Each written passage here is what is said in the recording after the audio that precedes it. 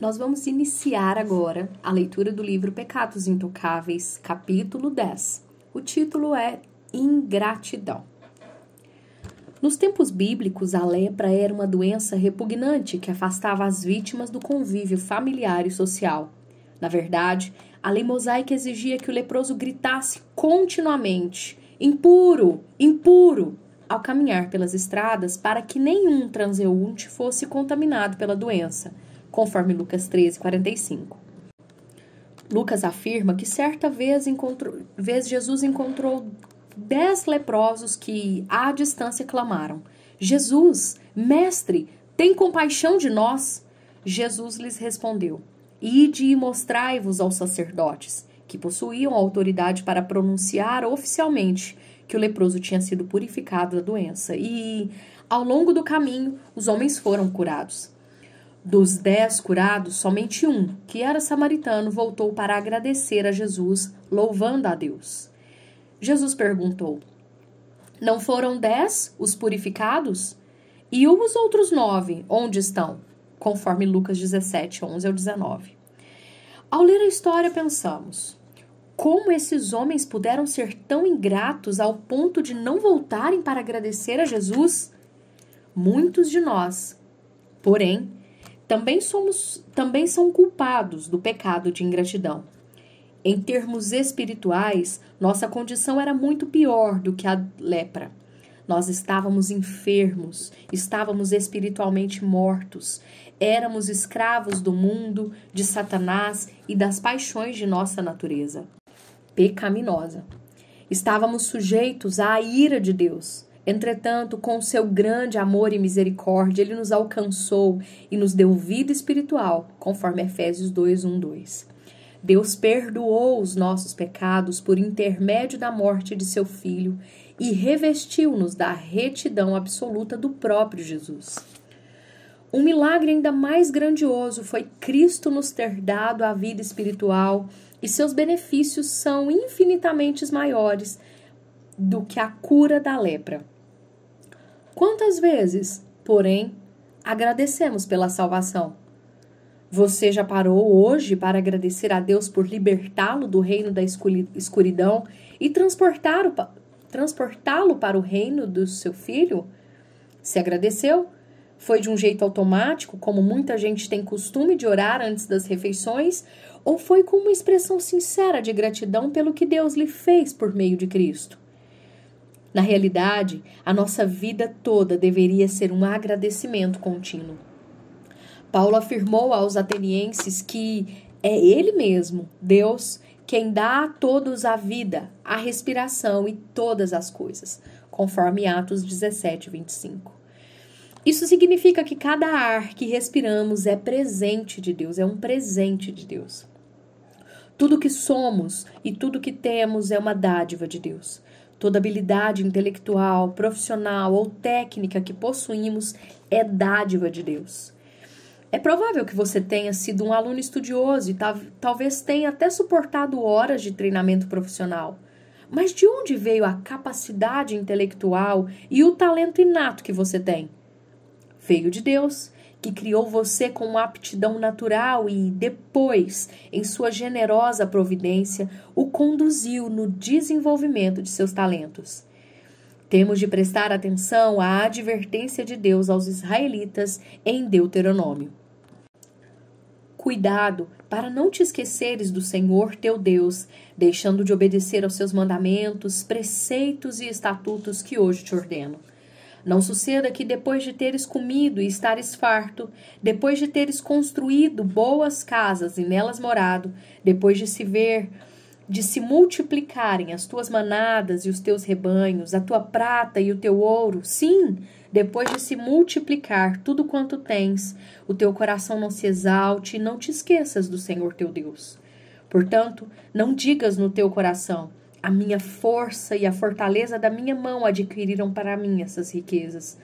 Pelo contrário, tu te lembrarás do Senhor teu Deus, porque é Ele quem te dá força para adquirires riquezas, a fim de confirmar sua aliança que jurou aos teus pais, como acontece hoje, conforme Deuteronômio 8, do 11 ao 14, 17 e 18. A maioria dos leitores deste livro concorda que tudo o que temos vem de Deus. Mas quantas vezes paramos para agradecê-lo? No fim de um dia de trabalho, você para por um momento e diz: obrigado, Pai Celeste, pela capacidade, instrução e saúde que o Senhor me deu para que eu realizasse meu trabalho hoje. Alguma vez você andou pela casa observando os móveis e a decoração e disse a Deus: todas as coisas desta casa, incluindo os mantimentos na despensa e o carro ou carros na garagem, são presentes teus. Obrigado por sua bendita provisão, por sua provisão bendita e generosa. Se você ainda é estudante, já agradeceu a Deus pela provisão intelectual e financeira que o capacita a se preparar para o futuro? Quando você ora antes das refeições, a oração é rotineira, mecânica ou é uma expressão de sua profunda gratidão a Deus por cuidar de suas necessidades físicas? Achar normal receber todas as provisões materiais e bênçãos espirituais que Deus tem ricamente despejado sobre nós e deixar de agradecer-lhe é um de nossos pecados aceitáveis. Na verdade, muitos cristãos não consideram isso um pecado. Todavia, quando Paulo descreve uma pessoa cheia do Espírito Santo, ele também diz que devemos viver sempre dando graças por tudo a Deus o Pai, em nome de nosso Senhor Jesus Cristo, conforme Efésios 5:20. Atenção às palavras sempre e por tudo. Significam que todo o nosso viver deveria ser um agradecimento contínuo. Agradecer a Deus por suas bênçãos materiais e espirituais em nossa vida não é apenas um gesto educado de nossa parte. É a vontade moral de Deus. Deixar de fazer o agradecimento que ele merece é pecado. Isso pode parecer um pecado inocente para nós, porque não machuca ninguém. Contudo, é afronta e insulto àquele que nos criou e sustenta cada segundo da vida. E se, como Jesus deixou bem claro, amar a Deus de todo o coração, alma e entendimento é o primeiro e mais importante mandamento, então o hábito de não agradecer a Deus é uma desobediência maior ao maior dos mandamentos. Em Romanos 1, verso 18 ao 32, Paulo descreve vividamente a decadência moral da humanidade pagã daquela época, uma vez que Deus a entregou cada vez mais às inclinações perversas de seus corações maldosos. No início da descrição, Paulo afirma: porque, mesmo tendo conhecido a Deus, não o glorificaram como Deus, nem lhe deram graças. Pelo contrário, tornaram-se fúteis nas suas especulações e o seu coração insensato se obscureceu. Verso 21, ênfase do autor. Vemos, então, que a maldade crescente desses homens teve início com a impiedade. Não honraram Deus como Deus e com a ingratidão deles para com o Senhor. A degradação moral deles era resultado do julgamento de Deus à medida que os entregava às formas de perversidade cada vez maiores e a outras maldades. Quando lemos esses versículos, é fácil entender que a ingratidão é assunto sério. Para nós, pode parecer um pecadinho, mas Deus trata a questão com seriedade. Não honrar a Deus nem lhe ser grato são características evidentes da sociedade atual, como também a decadência cada vez maior de nossa época. Na verdade, a descrição da depravação total, conforme Romanos 1, 24 ao 32, pode ser aplicada quase ao pé da letra à época em que vivemos.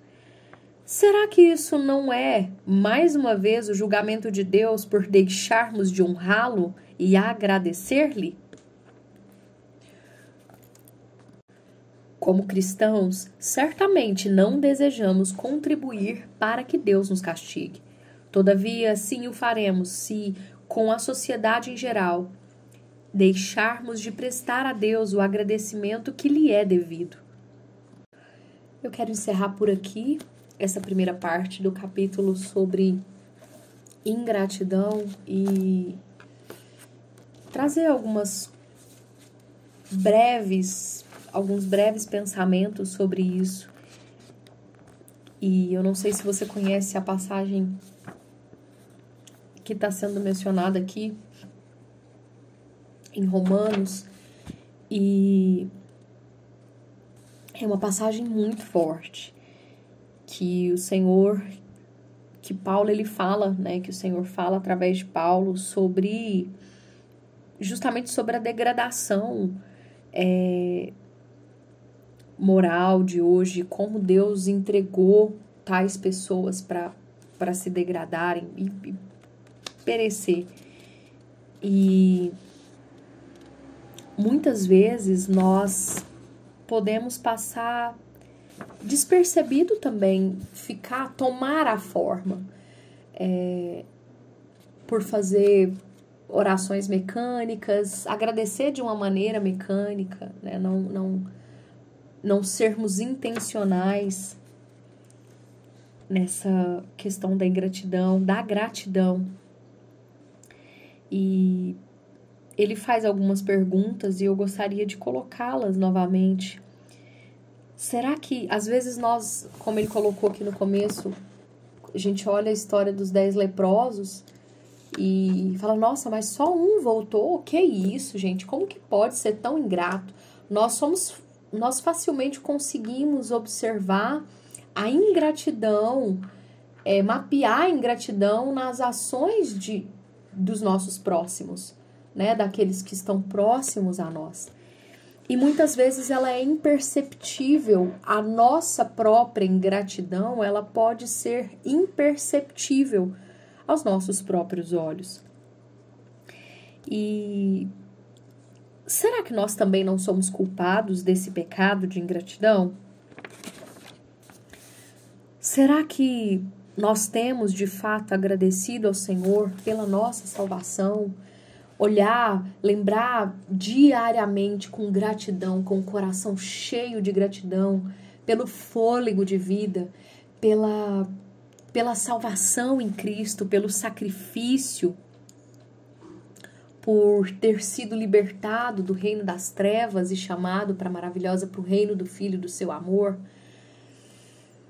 São perguntas simples, mas são coisas que parecem tão corriqueiras, mas são tão importantes e contribuem. O esquecimento delas contribuem para que a gente cultive os pecados aceitáveis nas nossas vidas. Que Deus nos ajude a olhar com mais gratidão para tudo nas nossas vidas e, como ele diz aqui, como diz lá na palavra do Senhor, dando graças sempre e por tudo. Sempre e por tudo.